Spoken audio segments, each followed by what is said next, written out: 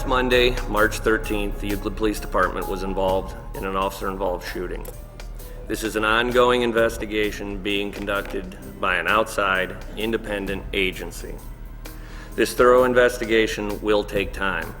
All inquiries should be directed to the agency conducting this investigation, the Ohio Bureau of Criminal Investigation and Identification. While this independent investigation is ongoing, the men and women of the Euclid Police Department will continue to serve and protect the residents and visitors of the city of Euclid, just as we have always done and will continue to do.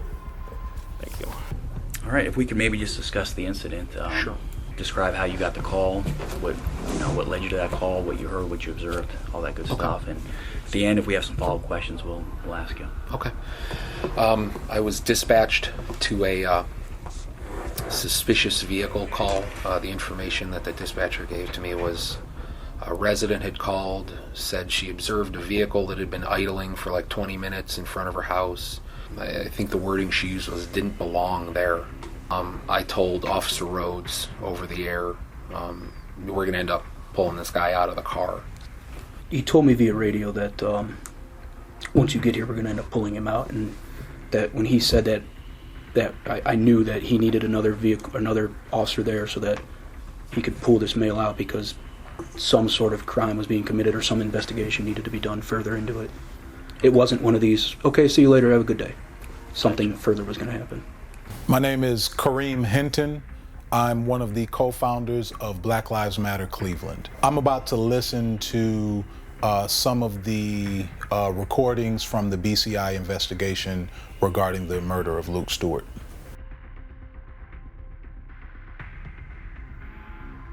As Officer Rhodes is approaching, I knocked on the window. Just gave him 3 knocks. As soon as I knocked on the window, he woke up. I wanted to grab him by the head, and that was my goal. If I get the head out, I can get him out. I got him. It wasn't a headlock. It wasn't on his throat. I was under his mandible, that jaw.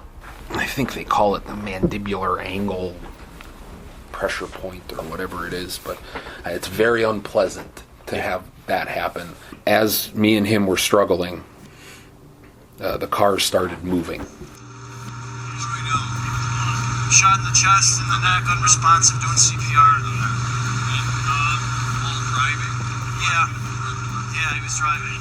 I found out about this on the news. I was watching the news. About 9 o'clock news kept coming across the screen. Police involved shooting in Euclid. I seen my brother's car. I tried calling him, no answer, so I tried calling around to all the local hospitals.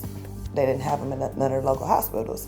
So at this point, I'm like, okay, I have to go up to the police department to find out what's going on. I asked the lady that was sitting behind the desk, I say, I'm here about the incident that's going on outside. The lady says to me, what incident? I say, the incident that your officers are literally walking to from here. So at this point, I go home, I'm like, Mom, something's not right. I can't get a hold of Luke. I done called around to every hospital. They say they don't have him. They don't even have a John Doe, because I was asking that question as well.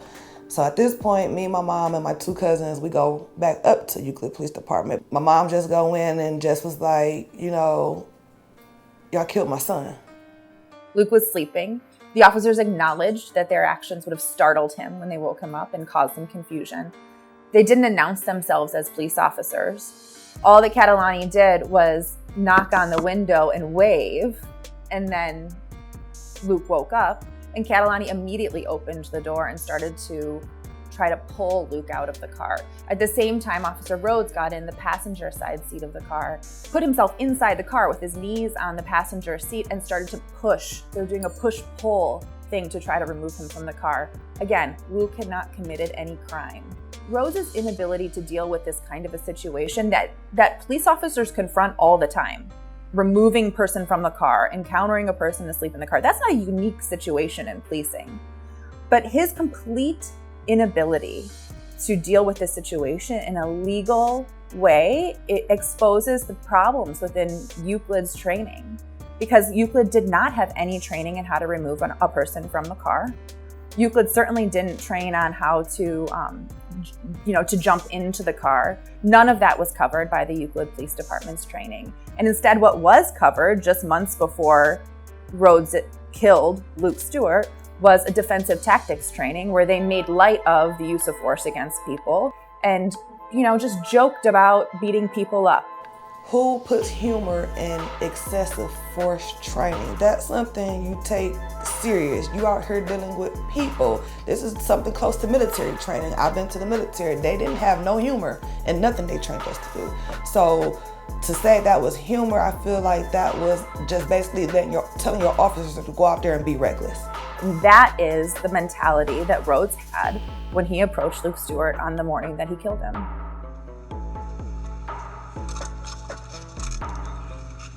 And are you saying anything to him? When I initially jumped in the vehicle, I remember telling him to stop. And then after that, after we got past car 20, I was yelling at him, but I have no idea what was coming out of my mouth. I tried striking him with my fist. It didn't do anything, so then I deployed the taser. Again, initially it had some effect, and then the safety got turned on. I took out my duty weapon. I shot him twice in the chest. After the first 2 rounds went into his chest, he looked at me, said, "Nah, nigga," swung at me again. I avoided the swing, and I came up at a higher angle, what I thought was a downward angle, and I fired again, and I saw that round go into his neck.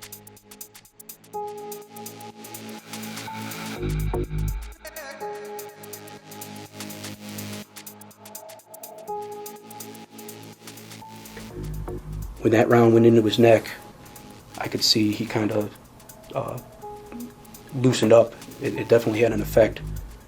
He tried to say something, but no words came out. He did a half swing, but there was not much there, and then he just slowly started losing body function, and he was no longer doing anything. He was just slowly relaxing and slipping over. I'm done. I can't. I mean, this guy, it's like he's telling of a fucking lullaby or something. The type of gunshot wounds that Luke sustained, they took him to Euclid Hospital. Euclid Hospital couldn't help him. Anybody knows that. We got 2 trauma centers here, Metro or University. The type of gunshot wounds he had, he wasn't supposed to go there. So it makes me also think they broke protocol. I think my brother was dead on the scene and they moved his body. That's what I honestly feel. The person who was shot, I mean, was he coherent? Did he say anything? The person who was shot? Yeah. He was lifeless when we arrived on scene. So I mean, is it fair to say, I know you're not a doctor and I'm not a doctor, is it fair to say that he was dead? Yes. He was not breathing and he had electrical activity in his heart, but no pulse. Okay, is that common? Yes. Okay. Did you consciously go through your use of force continuum whenever you were, or was this training and tradition? It was just do it. I wasn't thinking to myself of the use of force continuum. It was just my, obviously us telling him stop didn't work. I used my hands, they didn't work. I used the taser, it didn't work. It just. It was a natural progression. Exactly. Could you tell, did he have a seatbelt on? He did not have a seatbelt on. Do you believe your actions were consistent with your training? I do. There was no reason for any of this interaction, particularly not any kind of use of force on him in that moment when he had just woken up. They never announced themselves as police officers. There were no red and blue lights on the cars. They had their takedown lights on, so there were blinding lights shining in Luke's face and men attacking him from both sides of the car as soon as he woke up. Did you put any lights on the vehicle, or? I activated my takedown lights, the white lights from my light bar. Okay. And then I had my headlights on as well. But I didn't activate my emergency lights, the red or blue lights. Okay. From my understanding, the dash cams, the red and blue lights activates the dash cams. So why didn't you guys even have your red and blue lights on so he can even acknowledge who you were? What was the plan? What was the motive? That's a part of the accountability, right? That's a big part of it right there for me. Because even if we would have had footage to see what happened, we don't know nothing but what you're telling us. Did the other officer have any lights on? Same thing, he had his headlights on and his takedown light from his light bar. And I believe he had a spotlight. I think he had a spotlight on the car too. Okay. You said you turned down your takedown lights and the spotlight. If we could just describe maybe what a takedown light is and what your spotlight is. The spotlight handle that operates a beam of light that sits on the pillar of the car, designed to just shoot in, illuminate what you're looking at. Takedown lights, we have them centered on the light bar. LED lights, same theory, just shoot white light forward, aids in illuminating what you're walking up to and masking your approach on a traffic stop. These officers were not wearing the usual police uniform, so they didn't have the shiny badge. They had the fatigue type clothing.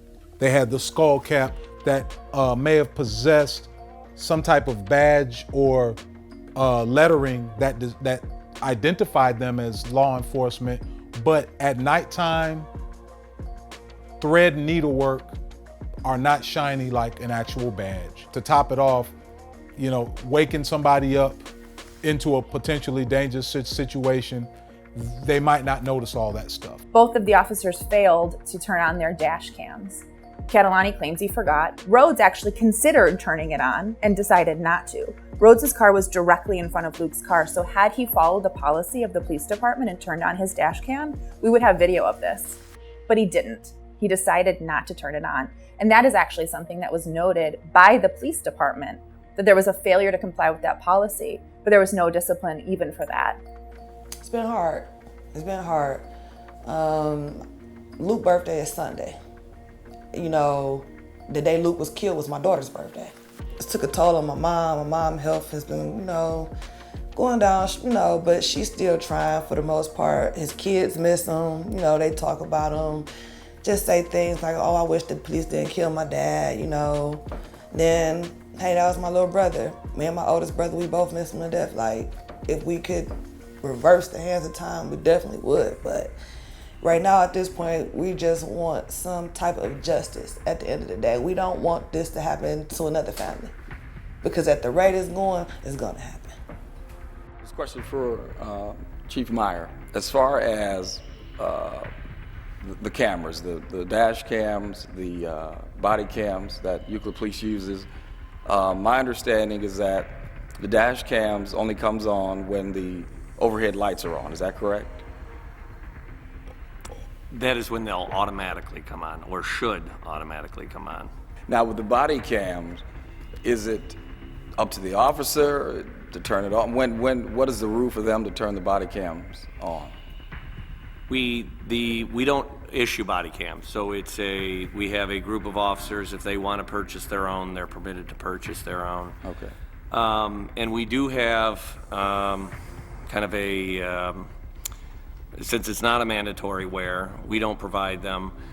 There is a lot of discretion as to when they turn those on and when they're not turned on. Again, they're voluntary and they're paid for by the individual officers. So we don't have any officers with body cams?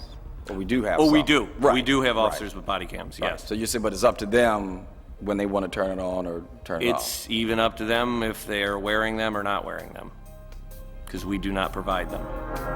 Okay.